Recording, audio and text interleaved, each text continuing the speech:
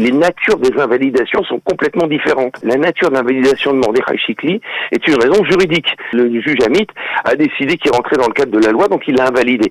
Par contre, Balad, c'est une invalidation à caractère, politique. La conception de Balad et les croyances de Balad, les croyances politiques de Balad, qui sont des croyances qui reconnaissent pas l'État d'Israël, qui reconnaissent l'extrémisme et le terrorisme, alors c'est une raison pour laquelle il avait fallu toute la commission pour invalider.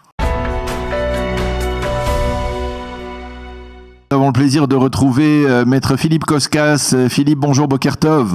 Boker Or, Daniel. Je rappelle que vous êtes juriste et nous voulions parler avec vous des derniers développements que l'on a du mal à qualifier. Est-ce que ce sont des développements purement juridiques, purement politique ou politico-juridique autour du président de la commission électorale centrale, le juge Yitzhak Amit, qui a invalidé la semaine dernière la candidature de Amichai Chikli dans la liste du Likoud et qui a également invalidé alors on va voir la nuance, peut-être qu'il y a une nuance, certainement il y a une nuance au niveau de la procédure, puisque la commission électorale, elle a invalidé la candidature du parti Balad, le parti arabe ultranationaliste Balad, qui ne pourra pas pour l'instant se présenter. Je voudrais que vous nous expliquiez d'abord quelle est l'autorité, quelles sont les prérogatives du président de la commission électorale centrale, qui est le président de la commission électorale centrale et quelles sont ses prérogatives. Ceci dit, on parle déjà le président de la commission électorale centrale, c'est-à-dire de celle qui va gérer donc toutes les élections qui vont se dérouler en Israël au mois de novembre, est un juge de la Cour suprême. C'est la tradition dans le pays, mais il faut voir également que cette commission, et je crois que je comprends bien un peu vos hésitations dans la présentation du sujet, cette commission en fait est composée donc d'un juge neutre, qui est un juge de la Cour suprême d'une part, mais de l'autre côté de tous les partis politiques. C'est-à-dire que chaque parti politique a une représentation au sein de la commission électorale centrale. Et donc, si vous voulez, bien souvent, cette commission électorale a pour but, comme je l'ai dit, de gérer donc toutes les problématiques qui sont liées aux élections. Et c'est d'ailleurs elle qui publiera le résultat des élections après qu'elles se seraient déroulées. Mais il y a également une sorte d'intervention politique, parce que ce sont les partis politiques, en fait, qui sont présents lors de cette commission sous la houlette, j'allais dire, de ce juge. Donc, si vous voulez, il y a toujours des tensions au sein de cette commission parce que ça représente donc tous les partis qui sont représentés à la Knesset. Alors, pour répondre à votre question, cette commission a invalidé deux entités. Une entité qui est Balad, reconnaissant que c'était une entité non sioniste et que c'était un parti extrémiste, et invalidé, j'allais dire, le candidat du Likoud, Amichai Chikli, mais j'allais dire, c'est deux raisons qui sont, on va peut-être en reparler un petit peu plus tard, deux raisons qui sont complètement différentes. C'est ça. Une, c'est une raison qui est juridique, l'autre, c'est une raison, j'allais dire, qui est plus politique. Mais il faut voir que, comme je vous ai présenté la commission, il y a évidemment, ces décisions ne sont jamais définitives, parce que comme toute décision de commission, donc elle a un caractère administratif, et la Cour suprême pourra intervenir et va intervenir. On va revenir sur la Cour suprême, mais je voudrais, par exemple, dans les deux décisions, celle d'invalider Amichai Chikli et celle d'invalider Balad, la procédure n'est pas la même, puisque dites-moi si je me trompe, c'est Yitzhak Amit lui-même qui a invalidé Chikli, mais c'est la commission qui a invalidé Balad. Est-ce que c'est... Absolument. Alors, je vais vous expliquer la problématique d'Amichai Chikli et l'autre problématique est celle de Balad. Bon, la problématique de Balad est plus facile dans le sens où, en fait, c'est un parti politique qui ne reconnaît pas Israël, qui est un parti extrémiste, et donc, pour des raisons, j'allais dire, de non-reconnaissance d'Israël, j'allais dire pour des raisons politiques, alors à ce moment-là, la commission a décidé d'invalider la présence de ce parti Balad lors des élections. Par contre, pour Amichai Chikli, c'est plus compliqué.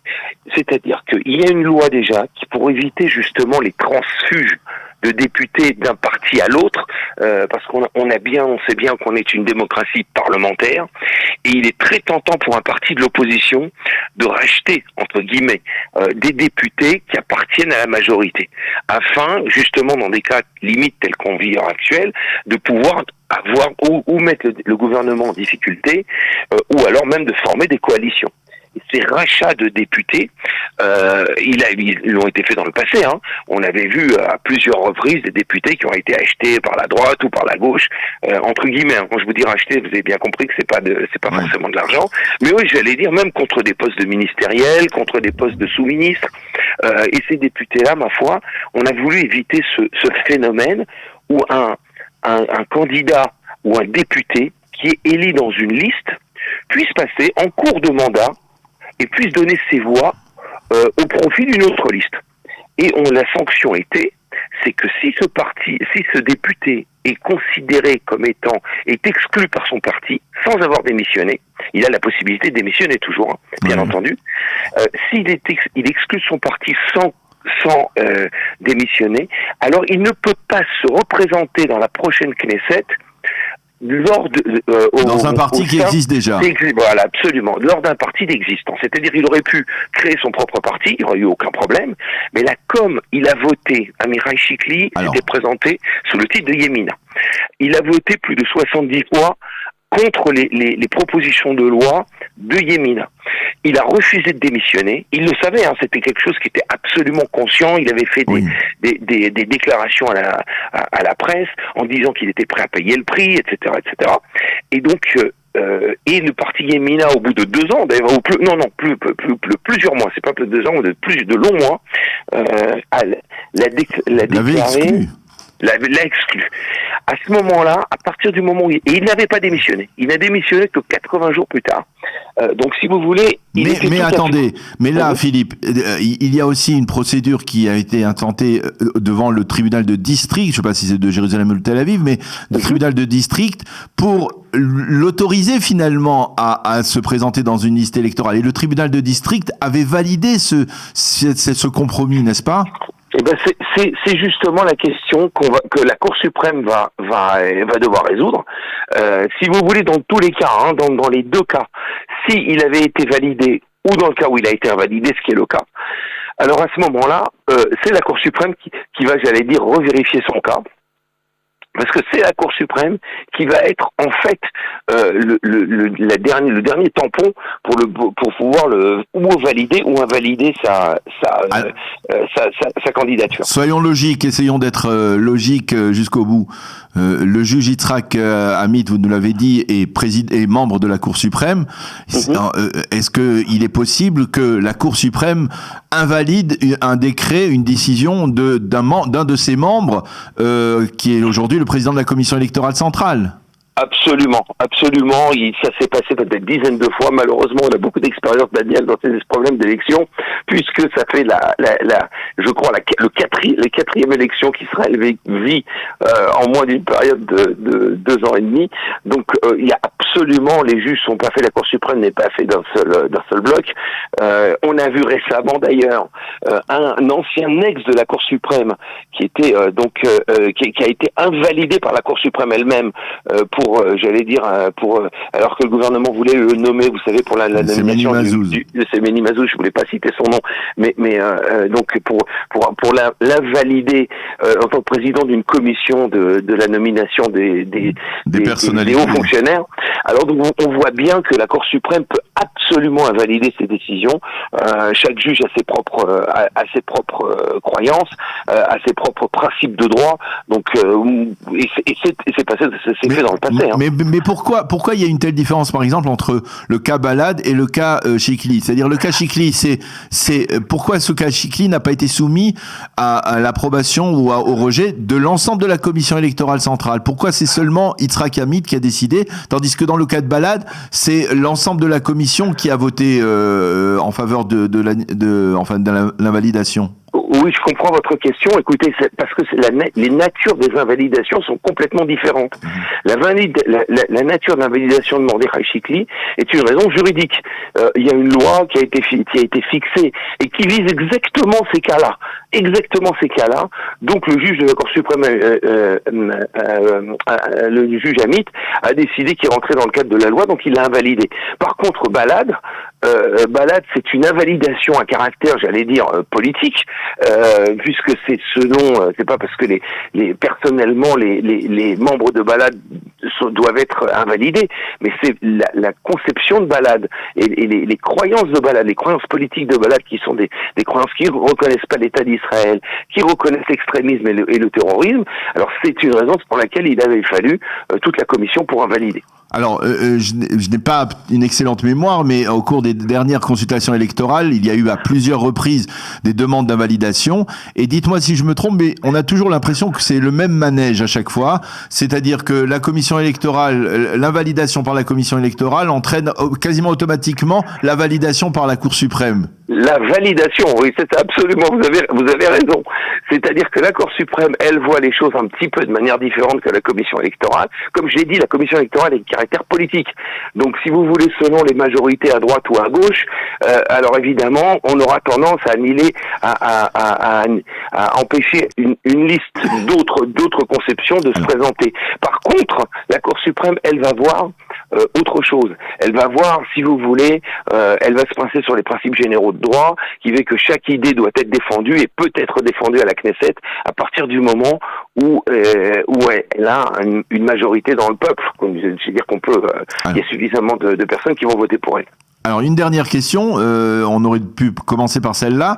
Yitzhak Hamid, qui est juge donc de la Cour suprême et qui est le président de la commission électorale centrale, par qui est-il nommé ?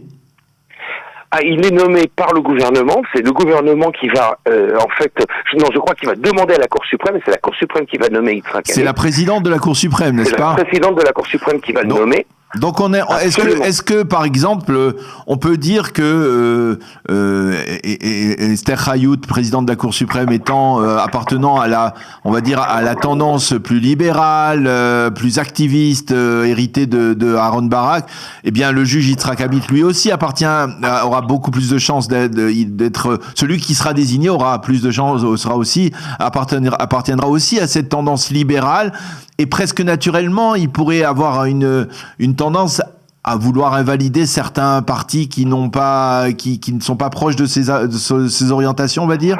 Non, je crois absolument pas. Je crois que le fait de s'inscrire, de faire un peu ce mélange, de cet imbroglio entre des opinions politiques et des opinions juridiques, c'est quelque chose qui crée beaucoup d'imbroglio dans nos têtes. Et vous l'avez dit vous-même, dans la majorité des cas où des partis ont été invalidés, ça a été validé par derrière par la Cour suprême. Alors c'était valable aussi pour les autres élections. Donc si vous voulez, on voit bien que lorsque vous parlez de Aaron Barak, de militantisme juridique, etc. Moi, je ne sais pas ce qu'Aaron Barak vote. Et peut-être qu'Aaron Barak vote à droite. On peut être à la fois très militant au niveau de l'interventionnisme juridique et également avoir des opinions plus à droite. C'est-à-dire que ça n'a aucun rapport, si vous voulez, le niveau de l'interventionnisme juridique n'a aucun rapport avec des opinions politiques. Les opinions politiques, et si vous voulez, chacun, c'est parce que, si vous voulez, souvent les opinions juridiques sont instrumentalisées par les politiques. Et c'est pour ça qu'on a tendance à penser ça.